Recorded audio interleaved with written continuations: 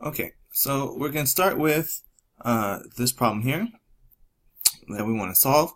So we know that when we have fractions and an equal sign, that we can clear our denominators, right? So the first thing I have to do is find the LCM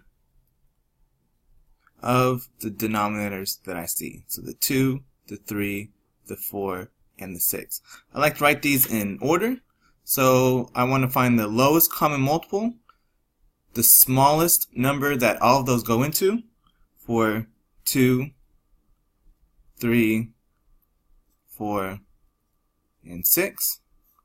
And I'm going to do that by looking at the biggest number I have. So what I'll do is I'll count multiples of that. First multiple of 6 is 6, right? And I ask myself, does this go into 6? Does this go into 6? Does this and does this, right? When I say go into, I mean does it divide evenly? 2 goes into 6 evenly. 3 goes into 6 evenly. 4 does not. Okay, so 6 is not going to be the number that I use. So instead I want to use 12, the next one. Okay, and then I would try 18, and then 24, 30. I would keep going until I found one that works. Okay, so for 12, I ask myself 2, it works. 3, it works. 4, it works. 6, of course, works. So that is my LCM, right? So I'm going to do then is I'm going to take this number and multiply it times each term, each number that I see, right? So remember, a term is separated by a plus or minus sign or an equal sign, okay? So the first number is 2/3. The next number is 3/2, 5/4, 7/6. The whole thing is a number, right? So what I'm going to do is I'm going to take 12 times the entire number that I see. And since 12 can be written as a fraction, as 12 over 1, what happens is I multiply 12 on top and the 1 on the bottom, right? So when I write this out, it's going to look like this, right? 12 is going to multiply times everything. And since it's a fraction, 12 over 1, the 12 multiplies on top, 1 multiplies on bottom, and it just stays the same because it's times 1, right? 12, 5 over 4, x minus 12, 7 over 6. Okay, and so remember, I don't want to actually multiply these out. My goal is to make things smaller, not larger. So what I'm going to do is I'm going to cancel the 12 with the fraction that pops up, right? So I know what 12 over 3 is. I know that cancels. I know that cancels. I know that these things cancel, right? I know that these turn into a number. The number it turns into is 4. I still have this 2. I haven't done anything with it yet. And I still have this x, right? The plus stays the same. This turns into 6 for me, okay? The 3 stays. It doesn't change. 12 over 4 turns into 3. The 5 is still there. I haven't done anything with it. The x has not been used, okay? And then 12 over 6 I know is 2, right? And I'm left with the 7.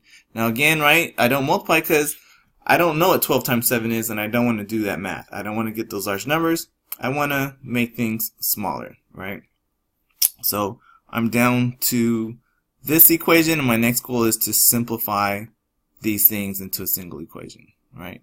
So if I come up here, maybe separate my workout, I know that 8 and 2 will give me x. Sorry, 8x, okay? Then I have plus 18 equals, right, 15x minus 14. Okay, so I'm going to go ahead and clean this up a little bit. Okay, so I rewrote it and cleaned it up a little bit and moved this over here. So this is the equation that I'm working with, right? Again, my goal is to get all the x's onto one side and all the numbers on one side. So I need x equals some number, right? So first thing I'll do is I'll move my x's all to one side.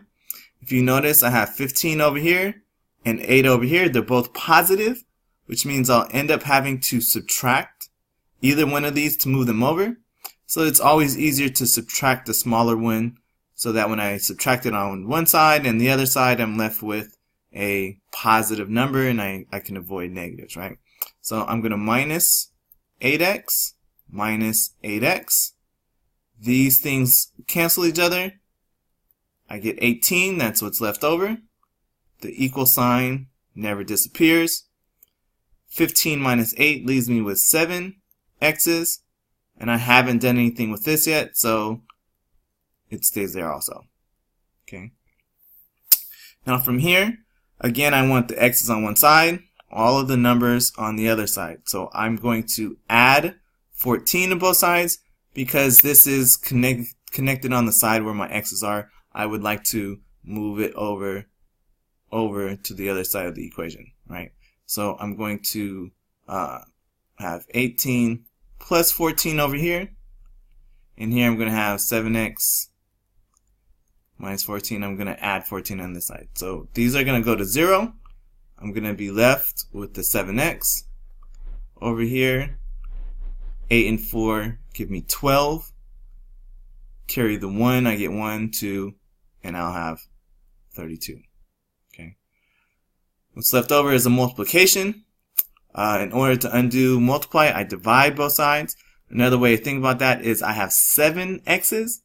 I only want 1 x, so I'm going to divide this by 7, right? Because I don't want 7 times as many, I want just 1. So divide by 7 leaves me with x.